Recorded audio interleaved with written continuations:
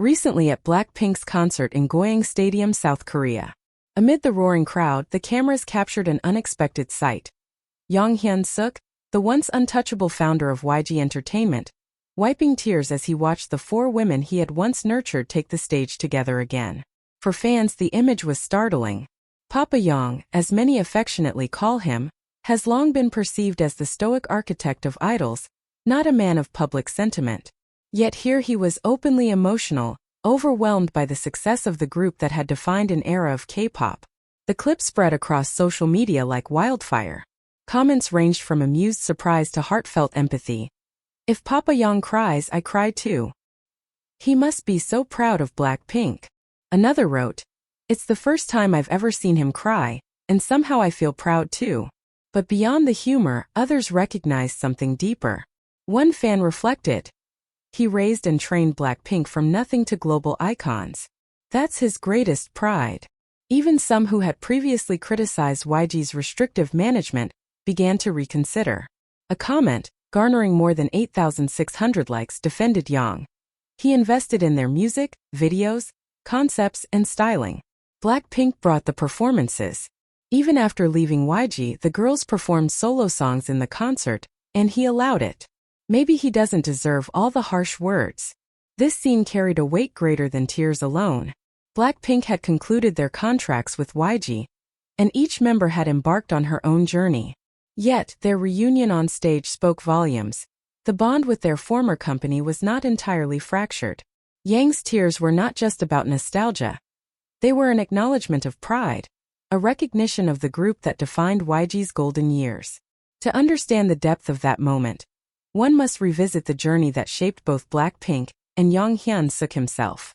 After the groundbreaking success of 2NE1, Young spent years meticulously scouting, training, and crafting the vision for a successor.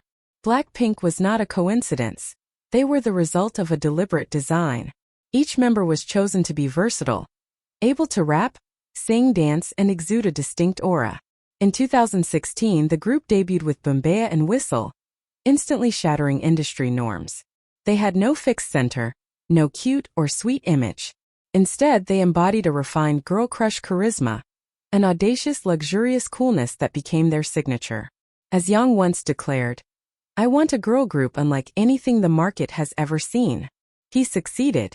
Blackpink was not just another K-pop act. They were a phenomenon.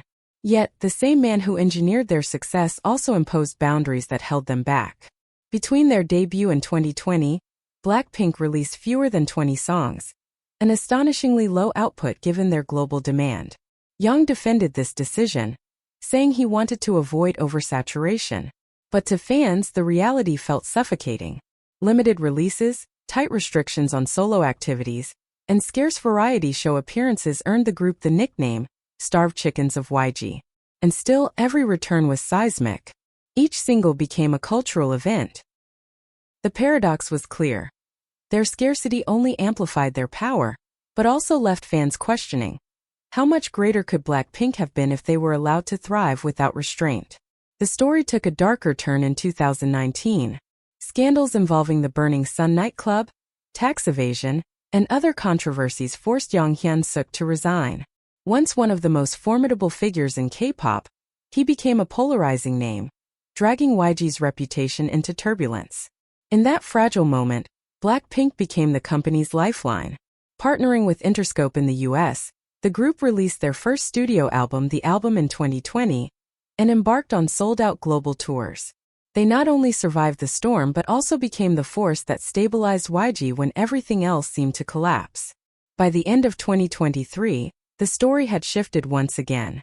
All four members chose not to renew their personal contracts with YG, though they maintained an agreement to continue group activities under the label. It was more than a contractual decision, it was a declaration of independence.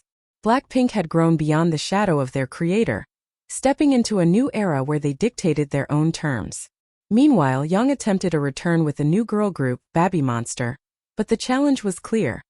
The world had changed, and the trust that once built empires had eroded. Creating the next Blackpink is not a formula. It was lightning in a bottle, and lightning rarely strikes twice. Today, Blackpink stands as the most successful girl group in K-pop history, a symbol of artistry, resilience, and reinvention. Their story reflects both the genius and the flaws of the man who built them. Hyun Suk's strategic brilliance gave the world Blackpink, but his rigid methods also limited them. And now, as the group flourishes beyond his reach, the image of him crying in the stadium becomes almost poetic, the acknowledgement that his influence no longer defines them. The world has moved forward. Blackpink has moved forward. And perhaps Yang's tears were not just about pride in what they became, but also the bittersweet acceptance of what he could no longer control.